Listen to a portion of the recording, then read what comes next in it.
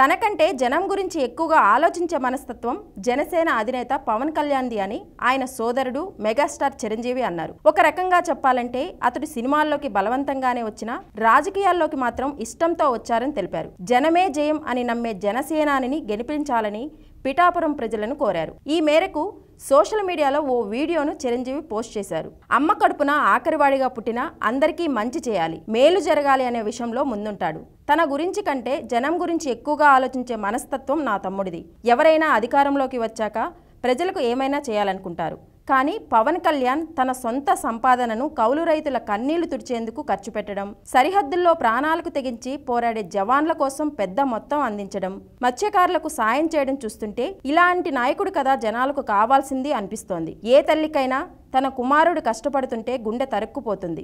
ఏ అన్నకైనా తన తమ్ముడు అనవసరంగా మాటలు పడుతుంటే బాధేస్తుంది. అలా బాధపడుతున్న నా తల్లికి ఒక మాట చెప్పా. నీ కొడుకు ఎంతో మంది తల్లుల కోసం, వాళ్ళ బిడ్డల భవిష్యత్తు కోసం చేసే యుద్ధం ఇది అని చెప్పాను. మన బాధ కంటే అది ఎంతో గొప్పది అన్నాను. అన్యాయాన్ని ఎదిరించకుండా మౌనంగా ఉండే మంచి వాళ్ళ వల్లనే ప్రజాస్వామ్యానికి మరింత నష్టమని నమ్మి జనం కోసం జన సైనికుడయ్యాడు.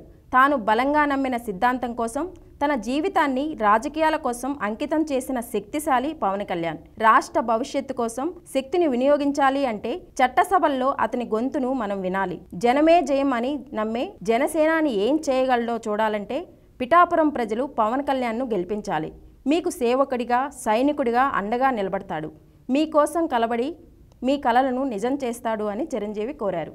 కొణిదెల పవన్ కళ్యాణ్ అమ్మ కడుపున ఆఖరివాడిగా పుట్టిన అందరికీ మంచి చేయాలి, మేలు జరగాలి అనే విషయంలో ముందువాడుగా ఉంటాడు. తన గురించి కంటే జనం గురించి ఎక్కువగా ఆలోచించే మనస్తత్వం నా తమ్ముడు కళ్యాణ్ బాబుది.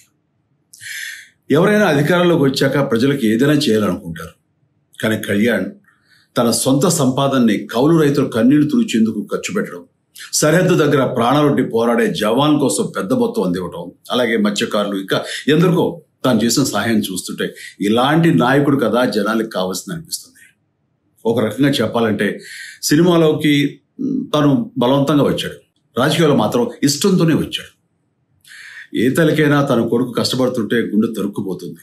అలాగే ఏ అన్నకైనా తన తమ్ముడు అనవసరంగా మాటలు పడుతుంటే బాధ వేస్తుంది. అలా బాధపడుతున్న నా తల్లికి ఈ అన్నయ్యగా ఒక మాట చెప్పాను. నీ కొడుకు ఎంతో మంది తల్లుల కోసం, వాళ్ళ బిడ్డల భవిష్యత్తు కోసం చేసే యుద్ధం అమ్మా ఇది. మన బాధ కంటే అది ఎంతో గొప్పది అన్నాను.